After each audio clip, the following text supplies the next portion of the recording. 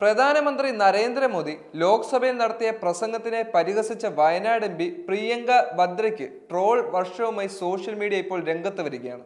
110 മിനിറ്റിലധികം നീണ്ട പ്രസംഗം തന്നെ ബോറടിപ്പിച്ചു. പ്രധാനമന്ത്രി പുതുതായി ഒന്നും സംസാരിച്ചിട്ടില്ല. തുടർച്ചയായ 2 പീരീഡ് കണക്ക് ക്ലാസ്സിൽ ഇരുന്നതിന് സമാനമായിരുന്നു പ്രസംഗമെന്നും പ്രിയങ്കയുടെ പരിഹാസം. 11 വാഗ്ദാനങ്ങളെക്കുറിച്ചാണ് അദ്ദേഹം പറഞ്ഞതെന്നും അഴിമതിയോട് സഹിഷ്ണുത കാണിക്കുന്നെങ്കിൽ അദാനിയെക്കുറിച്ച് ഒരു സംവാദമെങ്കിലും നടത്തണമെന്നും പ്രിയങ്ക പറഞ്ഞിരുന്നു. ഇതിന് പിന്നാലെയാണ് വയനാട് എം പിക്കെതിരെ ട്രോൾ വർഷം ഇപ്പോൾ ഉയർന്നു വരുന്നത്. പ്രിയങ്ക ഗാന്ധിക്ക് പ്രധാനമന്ത്രി പറയുന്നത് എന്താണെന്ന് മനസ്സിലാക്കാനുള്ള ബുദ്ധിയില്ലേ എന്നും വെറുതെ ജൽപ്പനകൾ നടത്തുകയാണ് ഗാന്ധി സഹോദരങ്ങളുടെ രീതിയെന്നും വിമർശനങ്ങൾ ഉയർന്നു വരുന്നത്. നല്ല ചൂരൽ കഷായമാണ് ആങ്ങളയ്ക്കും പെങ്ങൾക്കും ആവശ്യമെന്നും കമന്റുകൾ ഉയർന്നു വന്നു. പുതിയ വയനാട് എം പി ആയെങ്കിലും പുതുതായി എന്തെങ്കിലും പറയൂ എന്നും വിമർശനം ഉയർന്നു വന്നു. കഴിഞ്ഞ ദിവസം ലോക്സഭയിൽ നടത്തിയ പ്രസംഗത്തിൽ പ്രതിപക്ഷത്തിനും നെഹ്റു കുടുംബത്തിനുമെതിരെ നരേന്ദ്രമോദി ആഞ്ഞടിച്ചിരുന്നു. ഒരു കുടുംബം 55 വർഷമാണ് രാജ്യത്തിന്റെ ഭരണം കൈകാര്യം ചെയ്തതെന്നും മോദി പറയുന്നു. കുടുംബവംശ രാഷ്ട്രീയം ഭരണഘടനയെ ദുർബലപ്പെടുത്തി. ഞാനിവിടെ ആരെ വ്യക്തിപരമായി അധിക്ഷേപിക്കുകയല്ല, എന്നാൽ ചില സത്യങ്ങൾ രാജ്യത്തിന് മുമ്പാകെ വെക്കുകയാണ്. കോൺഗ്രസിലെ ഒരു കുടുംബം ഭരണഘടനയെ തകർക്കാനുള്ള ഒരവസരം പോലും പാഴാക്കിയില്ല. 75 വർഷത്തെ ചരിത്രത്തിനിടയിൽ 55 വർഷവും ആ കുടുംബമാണ് രാജ്യത്തിന്റെ ഭരണം നിയന്ത്രിച്ചത്. ഇന്ദിരാഗാന്ധിയുടെ കാലത്ത് രാജ്യത്ത് അടിയന്തരാവസ്ഥ പ്രഖ്യാപിച്ചതിനെയും മോദി വിമർശിച്ചു. കോൺഗ്രസ് പാർട്ടിയുടെ ചരിത്രത്തിൽ നിന്നും അടിയന്തരാവസ്ഥയുടെ കറ ഒരിക്കലും മായ്ക്കപ്പെടുകയില്ലെന്നും മോദി കുറ്റപ്പെടുത്തുകയും ചെയ്തു. ആദ്യം നെഹ്റു പാപം ചെയ്തു, പിന്നീട് ഇന്ദിരാഗാന്ധി തുടർന്നു.